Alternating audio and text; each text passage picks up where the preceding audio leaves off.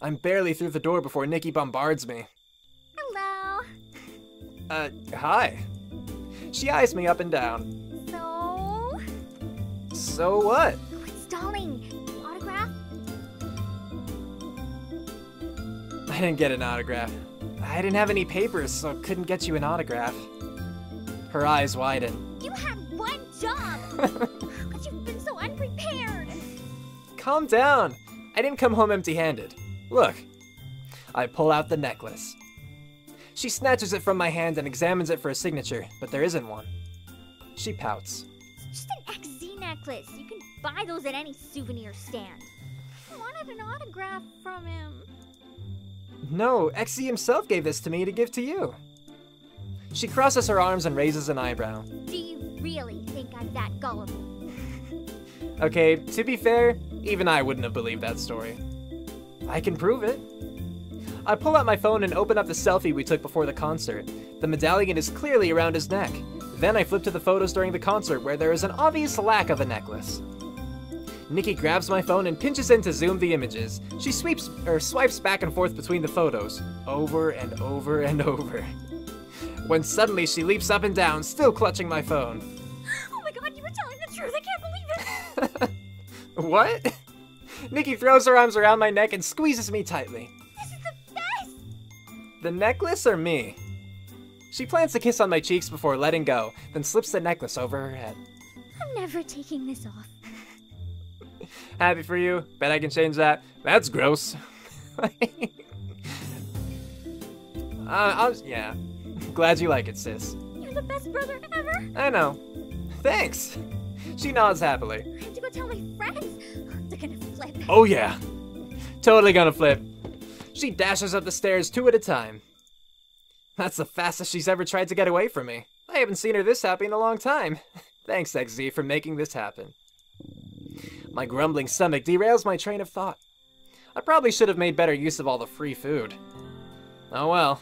Let's go see what we've got. I make my way into the kitchen. Uncle Kaito's laptop and papers are spread across the kitchen table, but he's nowhere in sight. He probably went to the washroom. I'm about to open the fridge when a beeping from his computer distracts me. I glance over and see a new email has come in. But as my eye wanders over the sea of Japanese text, one English email draws my attention. Even more curiously, the words New York are in the preview text. New York? What would Uncle Kaito possibly be doing there? I try to resist the temptation, but as I read a private investigation firm based out of New York, my curiosity gets the best of me and I click open the email. Why would Uncle Kaito order investigative work in the States? And New York specifically? I read on. Mr. Kaito, we have begun our preliminary investigation into the case of Mr. and Mrs. Grestar. Mama and Dad! Alright, I guess Mama and Papa would be more consistent as far as, like, names go, but the laptop is closed shut before I can finish. I look up sharply into Kaito's serious frown. I thought you knew better than to snoop through other people's things. Oh snap, do you hear this music? That got hard. I just saw an email from an investigation firm in New York. Why were you looking through my email in the first place? I know I'm in the wrong for snooping, but I can't let him change the subject. Not when it involves my home. My family. The email was talking about Mom and Dad. Uncle Kaito remains stoic. You misread it. No! A growing anger bubbles in my chest. I don't care if you have secrets. I even understood when you tried to hide the truth about Aunt Yuki, but I will not allow you to keep secrets from me when it involves my parents. There was no trace of a smile on Uncle Kaito's face, and his dark eyes are unusually grim. I search his face, looking for a spark of my goofy, mellow uncle, but he is a mask of stony silence. What do you know? What aren't you telling me? After a long pause, he finally speaks. There are some things you are better off not knowing. So this is a lot heavier than I thought it was gonna be. Try me. I have a right to know what happened to my parents. Uncle Kaito's expression doesn't change, but a faint line of worry creases his brow. I soften my tone. And the mood is gone. Just fluttered away in the wind.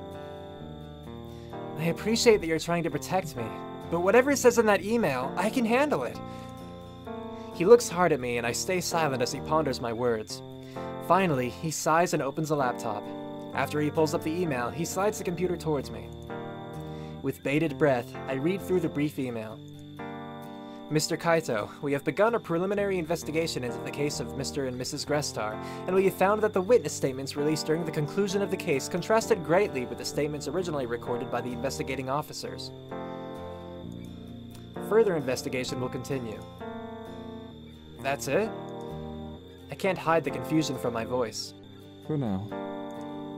I don't understand. It's common knowledge that witnesses are not always a reliable source.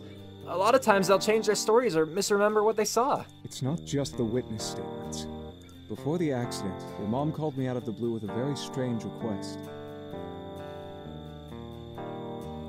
She wanted to make sure that if anything should happen to her or your dad, that I'd take care of you kids. We talked about custody when your parents first created their will, and we'd already decided that should your parents pass away, custody of you kids would go to me. I thought it was strange that she'd bring it up again, but I figured she might have gone in to update her will and felt a little insecure. Of course, I assured her that I'd take care of you both. Then, a week later, your parents' accident happened. I tried to discreetly look into the accident on my own, but got nowhere. That's why I hired the private investigator.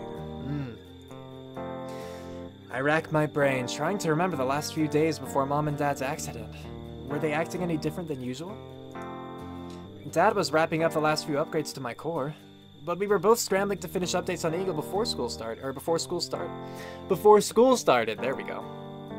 I understand why you wanted to keep this a secret. Uncle Kaito looks relieved. But now that I know about this investigation, I want to be kept in the loop. He nods. I suppose that's fair. Maybe I can help too. I mean, we did live in New York City, and I still have some contacts from CINY. Let's see what the PI comes back with and we can go from there. If your parents were in danger, I don't want you to put your life at risk too. In danger how? From what? I nod reluctantly. Kaito suddenly looks uneasy. You aren't going to tell your sister about this, are you? I don't think so. It's not my place to tell, yeah. It's not my place to decide what is or is not best for Nikki. I think we should wait to tell her. I don't respond, but look at him questioningly. I don't want to open up old wounds or give her false hope after she's worked so hard to move on with her life. The less she knows, the better. Sure, but if it turns out Mom and Dad's deaths weren't accidents, we need to tell her the truth. When the time comes, we will. Okay. Uncle Kaito gently shuts his laptop. I think that's enough excitement for one day. He grins jokingly at me. I need to get some work done before you decide to snoop through even more of my emails. Uncle Kaito, that's my cue to head upstairs on a still empty stomach. Did I eat? I don't think I ate. As we part and I head into my room, I try to focus on my homework, but my mind is filled with unanswered questions about Mom and Dad. If this wasn't an accident, then what really happened? Why would anyone want to hurt them? Eventually, I get my work done and head to bed. Then I drift off into a fitful slumber. I don't know, man. It's been 2 weeks since the XZ concert and my conversation with Uncle Kaito. In that time, my team is still undefeated and stronger than ever. Coyote, Sho, Mayu, and I put in extra hours of practice as we prepare ourselves for more difficult opponents. Nikki is up to her usual tricks in the kitchen. When they were short-staffed at the cafe, Nikki finally had her chance to show off her skills as a cook. She impressed the chef so much that she no longer has to spend her time washing dishes. Good for her. Of course, with greater responsibility comes longer hours at work. Uncle Kaito has been working harder than ever. This last week in particular, he's been leaving the house earlier in the morning and coming home way past midnight. Work must be treating him very well, because whenever I see him, he has a bright smile on his face. Tonight is one of those rare nights when both Nikki and Uncle Kaito are off work and I have no plans. After devouring the delicious meal that Nikki made, I'm happily nursing my food baby while Uncle Kaito clears the dishes. Nikki sighs heavily and slumps on the table. I can't believe that nobody here really celebrates Halloween. It's a shame. I think about the Halloween party I'm supposed to attend tomorrow. Yeah, they do. Well, sort of. They don't decorate, though. I sigh wistfully. That's true. Nikki snorts. I bet all you really care about are all the slutty costume parties. You know me too well, Nikki. No, I like the decorations best. Who doesn't miss that? Halloween is lame without candy. Halloween blows. Sure. I'll play along. Even though I think the character is gonna be serious when he says it. I sigh happily. I had no idea so many things were sexy. Like a lobster, a rat, a lampshade. I plead the fifth. Nikki raises an eyebrow. You can't plead fifth in Japan. Why not? Dang, she has a point. I plead the Japanese equivalent of the fifth? Uncle Kaito sits down and looks intrigued yet confused, and he's all dressed up for some reason. Is that really a tradition? Yep, Interesting. but that's not even the best part about Halloween. The candy? No. Yes, it is. Nikki glares at me. No, the best part about Halloween is pumpkins. Are pumpkins! I mean, the best part is pumpkins, you're right. But you have R in the text, just saying. More specifically, jack-o'-lanterns. Oh yeah, carving pumpkins with Mom was both fun and frustrating. It's because she was just so good at it. I mean, ridiculously good. I am quite bad. Remember that one time she carved the Headless Horseman in her pumpkin? Which is kind of ironic. Nikki laughs. Yeah, and I'd been so proud of my pumpkin because I carved vampire fangs instead of square teeth. You yelled at Mom for cheating and cried until she promised to carve another one with you. I didn't cry. Yeah, you did. Well, my pumpkin still ended up being better than yours. Says you. You think you can do better? Please, your pumpkins could never compete with mine. Or I guess could never compete with mine. There we go. Uncle Kaito had been laughing while listening to us banter, but he finally interjects. Actually, your mom wasn't the only person in this family with amazing art skills. Oh? I bet my carving skills could outdo even your mom's. Oh, snap! Nikki grins. That's a pretty serious claim. There's only one way to find out. Where are my keys? I'll go buy the pumpkins. Kaito changes out of his suit and runs to the store. Meanwhile, Nikki and I scrounge around the house for some carving knives and old newspapers. Uncle Kaito returns with a triumphant smile and sets flat green pumpkins on the table. Here, I bought 4 kabochas. Why 4? Just in case someone messes up. Or we get hungry. Nikki seems thoughtful. They're a little small, but I guess these'll do. It would be better if we could have found the big orange ones, but I guess they're kind of hard to find in Japan. That's what I was wondering about, actually. Uncle Kaito frowns. Are these wrong? No, they'll be fine. I tie an apron around my waist and grab one of the knives, then stab my pumpkin. Jeez, look at that grin as he plunges in the knife. Kaito has already slipped on his apron and stabs his pumpkin too. Then he cuts a circle off of the top. Less talking and more carving. Nikki hurriedly sets up. Aye aye, Captain. We fall silent while we carve in deep concentration. The only sounds are the squelch of pumpkins. I've almost finished my pumpkin when Nikki puts down her knife. And done. Look at this masterpiece. She swivels her pumpkin around and shows us a spooky face. She carved in narrow eyes and a long grin full of sharp teeth. How did you do that so quickly? Nikki giggles. I told you, I'm the carving master. She peeks at Uncle Kaito's pumpkin. You've only finished one eye. You can't rush brilliance. What about you, bro? Just finishing the last few touches. She looks at my pumpkin. Even he's almost finished. How come you barely started? Just wait. Mine is going to be even better than the 2 of yours because I'm actually taking the time to do it right. I hope his is the best. I think I hear a faint knock at the door, but no one else reacts. It must have been my imagination. I win by default because I was fastest. That is not how a carving competition goes. That's not fair. I thought we were being judged on best carving job. It's both. Best and fastest carving. That's how we did it at home. Well, you can win the fastest part. I didn't know these rules. Nikki turns to me. Who do you think is the winner? We can't. Kaito's not. I was gonna say we can't judge. He's not done yet. Kaito's not even done yet.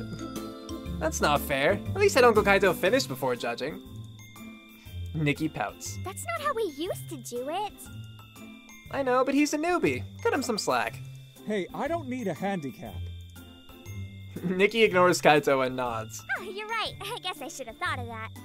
Okay, Uncle Kaito. You can finish up, and then I'll prove to you that mine is still the best. A sing-song voice floats into the room, followed by a familiar face. Surprise! It's Auntie Yuki! Everyone freezes. Aunt Yuki? For some reason, she looks just as surprised as the rest of us. Her eyes are wide and her mouth forms an O. She's wearing a long, stylish trench coat, which she closes tightly. Nikki's face breaks into a wide smile and she races to give Aunt Yuki a hug. Sorry, the fact that she has a trench coat and closed it tightly made me think that maybe she's wearing something provocative underneath it. I don't know. Maybe we'll see. Yuki relaxes into a matching grin and hugs her back. Oh, you've grown so tall. What happened? Nikki giggles. You think so? I still hope I grow another inch or two. I can't believe you're finally here! Yuki blinks in surprise. Oh, right. I'm, back from my business trip. Smooth, Yuki. She looks at Kaito for backup, but his face is a frozen mask of surprise and fear?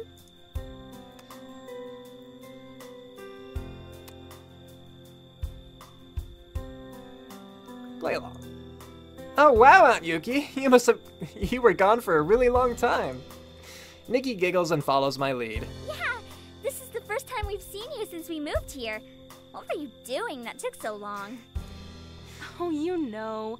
I was traveling doing company PR. Boring stuff. You don't want to hear about it.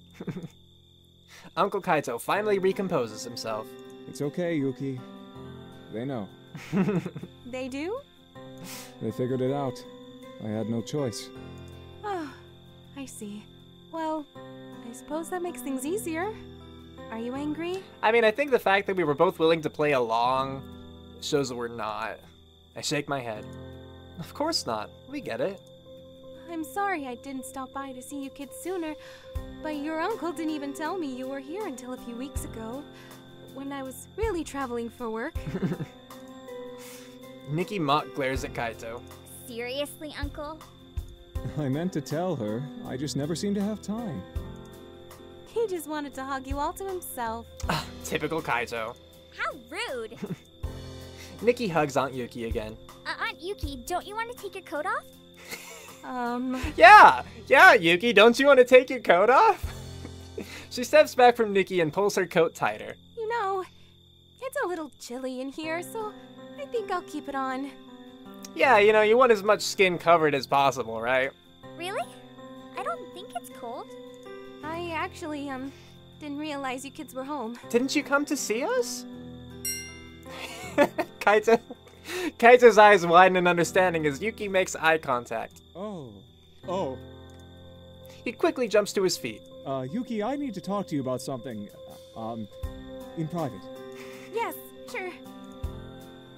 Before the words are out of her mouth, the two of them are already halfway up the stairs. I try to stifle my laughter as Nikki watches them leave, her mouth hanging open in confusion. Is it me or was that really weird? Ah, sweet, innocent Nikki. If only you could stay this innocent forever. I pat her on the head. Don't you worry your pretty little head about it. What's that supposed to mean? You'll understand when you're older. Now you're acting weird too. A few minutes later, Kaito and Yuki return. She shed her coat and is wearing a pink sweater and a skirt. Crisis averted? Uncle Kaito shoots me a warning look as Aunt Yuki blushes. I struggle to hold in my grin. Yep. Aunt Yuki, if you weren't really away on business, what brings you back home? Yuki's blush deepens and even Uncle Kaito's cheeks burn red. Hey, look at the pumpkins we've been carving. Look at the pumpkins, everybody! Oh, yes, I love to see them. Nikki glances over at me and raises her eyebrow again. I just laugh. While Aunt Yuki inspects the pumpkins, Uncle Kaito and Nikki return to arguing about who is the pumpkin master. Yuki says she'll put everyone to shame. I can't help but smile as I see Uncle Kaito slip his arm around Aunt Yuki. maybe things are looking up for the two of them. That would be good. Before Nikki can challenge Aunt Yuki to a carving contest, I offer to take Nikki to the movie so Kaito and Yuki can catch up. At first, Nikki protests, but she has no choice but to go with me when I drag her out of the house. By the time the movie ends, Aunt Yuki and Uncle Kaito are nowhere to be found. I go to bed with a smile on my face and a glimmer of hope in my heart. Aww, that was fun. I blink bleary eyes as my alarm wakes me and quickly slap it off. Why is this even going off today? I don't have anything planned for this morning, so I can afford to sleep in. I close my eyes, roll over, and fall back asleep. There's gotta be a meaning to that, why I woke up. There must be something I forgot. After what feels like mere minutes, my slumber is once again disturbed. This time it's from the buzzing of my phone. My arm shoots out from beneath the blankets and grabs my phone. I squint from the blinding rays, peeking through my curtains, and retreat into the safety underneath my covers. The call is from Sho. Hello? Broseph, you ready or what? Huh? Were you sleeping? Dude, it's 5 p.m. It's what? Also, it's. What? I throw off my blanket and push back the curtains, letting in the blinding rays of dusk. Crap! How did I sleep the whole day away? I don't know, but the Halloween party is starting soon at the Pilot's Lounge. Do you have any idea what that means? Hot babes? Fun party time, slutty everything, I'd rather be sleeping.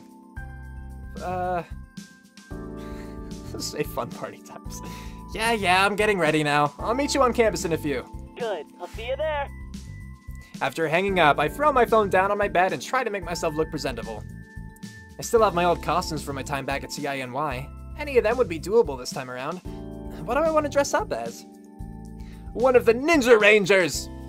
Legolas from Lord of the Gears, sexy police officer, Batman the Dark Knight. You know, as tempting as sexy police officer is, I think I want to be one of the Ninja Rangers. Because, you know, that's pretty awesome. Time to cosplay my favorite anime! I pull out my Balance, the Ranger of Justice outfit. Balance might not have been my favorite ranger, but he definitely has the coolest outfit out of all of them. Go, go, Ninja Rangers! After prepping and changing into my costume, I hop on my bike and head to campus. When I reach the Pilot's Lounge main entrance, I text Sho, only to see him waving at me. Broseph! Do I know? Am I supposed to know what he is? Is he anything? Hey, he's gotta be something. Oh, he's in a Yasogame high school uniform, I guess. Oh, Persona 4! Per, like, you are instead of E. He grins. That's right. I never noticed until now, but the real Sho looks and acts very similarly to Yosuke Hamanura. That's a perfect Yosuke cosplay, man. Good stuff. His eyes widen in surprise. Yosuke? Sure, if that's how you want to say it. Yeah. He frowns. No, not Yosuke. I'm supposed to be Yu Narakami. Yosuke? I guess that if you're saying it quickly enough, the Z could just be Yosuke. You can kind of hear the Yosuke. Anyway, well, you look like Yosuke. I don't see it. You definitely fit the profile of a secondary character, the protagonist's best friend. No way! I won't settle for that role. Get it though? Secondary character, protagonist's best friend. I'm talking about myself here. I'm afraid it's already been decided. Because you look exactly like Yosuke in that cosplay. He looks like he's about to argue, then sighs. I knew I should have gotten that white wig sooner. It was still being delivered. At least he accepts his fate. Speaking of outfits... He looks at me. Balance from Ninja Rangers. Heck yeah! What? Sorry, what was that? Yup, you know your anime. I watched it a ton as a kid. You still watch it now. He scratches the back of his head and smiles. Yeah. Two guys dressed as salt and pepper shakers enter the building. Shall we get going? Where are the girls? They met up in Kaori's dorm to get ready. They'll be over soon. We can head in first. Alright. So they can make their grand entrance. I get it. We enter the pilot's lounge, and I gape at the surroundings. There are fake cobwebs lining the corners of the ceiling and walls, and fake bats and spiders are strategically placed in nooks and crannies. The lights are dimmed, which gives the place a spookier feel. I barely even recognize the lounge. This place looks awesome!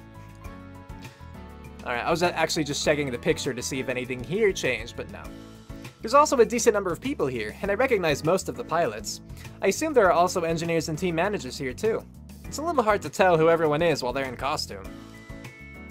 And there are some pretty great costumes here. Some people went full out creative and dressed up as hilarious memes or puns, while others shilled out for fancy, well-crafted costumes.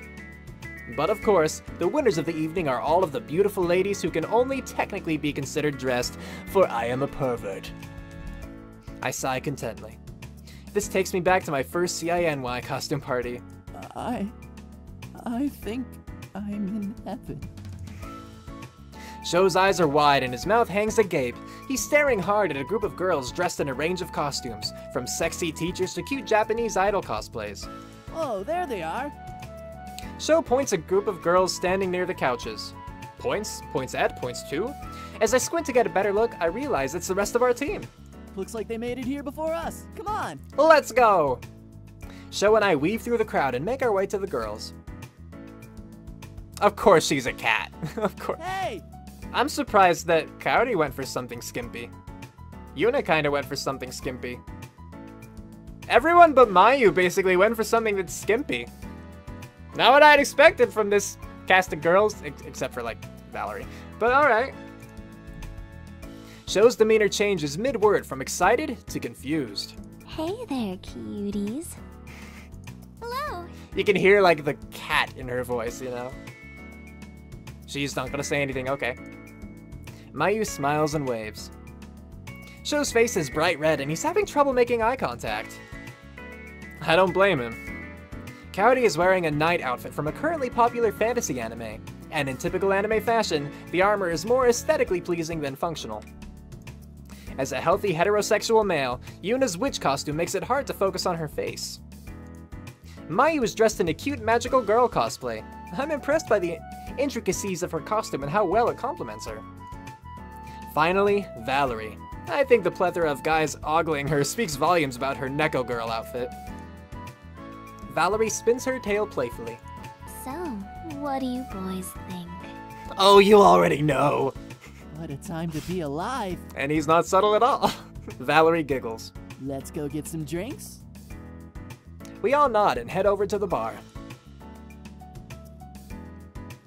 I excuse myself to freshen up in the restroom as the group heads towards the bartender. Once we've all reconvened at the bar, we order our drinks and find an open table among the couches. Why is she So like... unfair that I still can't have anything alcoholic. Oh. Why not? Valerie pouts and puts an arm around Mayu. Are they too young? I don't... Isn't that right? Wait, how old are we? Mayu speaks softly. I don't want to drink even if I could. I feel you. Really? You have to at least try it once. That's not true. I feel Sho elbow my side. If she's this excitable normally, I wonder how she'd act when drunk. What, Valerie? I don't even want to imagine the trouble she'd get all of us into. Sho laughs. True that, brosif. Hey, enough with your private conversation. Let's play a game. Okay. What are we playing? Yuna perks up. Oh, that sounds like fun. Yuna loves games. Mayu nods excitedly. Even Kaori seems interested. Okay, what game were you thinking, Valerie? Well, in honor of Sho's cosplay of Yosuke. You see, that's a pronunciation that I would more readily jump to, where you can actually hear the z. Yeah, I mean, like, to be fair, you know, with like the Japanese am or b, basically, you know, desu, you really just hear des. So I would say, like, you know, watashi wa hon desu. You know, I don't really say watashi wa hon desu. You know, so you can see, like, I could see with that how the z could be Yosuke. You know, it's kind of just muted almost. It just slides right in, but I would more immediately jump to Yosuke, where you can hear it all. Not Yosuke! Mayu looks surprised. Really? I thought you were Yosuke this whole time. Sho slumps on the table. Not you too, Mayu! You know, you should have just embraced it, because you're like the perfect Yosuke, apparently. I'm sorry. It's just, you portray him perfectly. Exactly. With that outfit, I mean. I don't know what he's like in the games, if he is actually a character in the games, and I assume that his name is at least, you know, like a parody of the one in Persona. But I've never played those. The comic relief? And a pervert. It's like someone copy and pasted that character and changed the name to Sho. This is just the creators like breaking the fourth wall. The group nods, Sho groans. You guys are killing me here. Yuna looks at Valerie. What game were you thinking about? The King's Game. Oh yeah, the King's Game! The King's Game? Thank you, me. I didn't want to have to ask. It's easy. We number chopsticks and give one of them a special symbol. Whoever picks the symbol is the king. Okay. Oh, that sounds easy enough. What does the king get to do? What can the king do? Thank you. The better question is what the king can't do. Oh. He'll command one of the numbers to do something, and his order is absolute. Ah, this sounds perfect for sexual predators. Don't worry, it's a lot of fun. Well, I guess it couldn't hurt to try it. That game sounds terrible. Everyone looks at Kaori in surprise. She's the last person we would expect to agree to a game like this. She blinks at us. What? It's only us playing. I'm sure no one is going to make an unreasonable command. Did y'all hear that, Puff? It's only us playing. The plosion, sorry. Anyway, and then I just treated you to another one. I mean, I'm sure I do that all the time, but I still feel like they should have just redone takes in that case, you know? I mean, because they, like this, you know, when I'm doing these, making these videos, I don't really have that opportunity, but like, if they're gonna be paid for a professional voice acting thing in a game, I feel like you should just retake a thing if you get plosive like that. Anyway, Kaori glares at Sho. Right? Sho shifts uncomfortably. Right. Then it's settled. Alright, let's discuss limits really quickly. What is the worst thing you'll do? Valerie grabs some chopsticks and marks them with numbers, and then marks one of them with a color. She shovels them on the table, then holds them in her hand so the marks are covered. Let the games begin. My heart races in anticipation as we all grab a stick. I turn mine over and see the colored marking.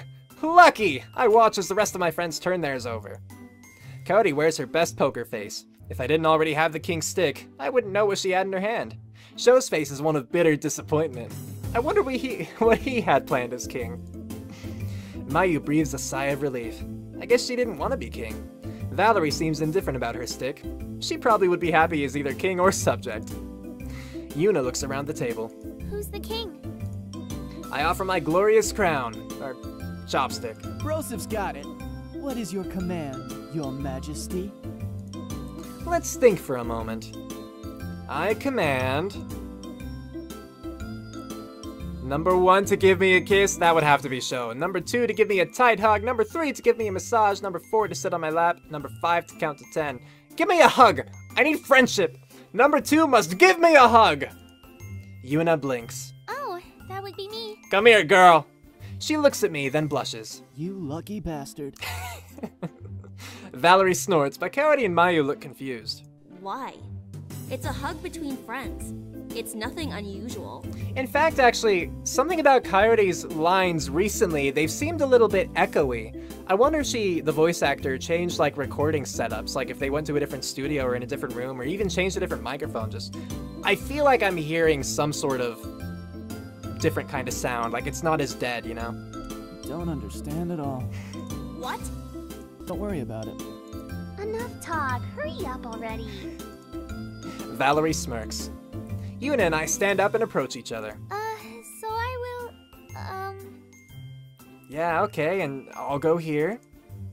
Apparently, they're both terrible at hugs. We awkwardly lean in the same direction, then switch again, and still almost collide with each other. This is a lot harder with people watching. Okay, here, just...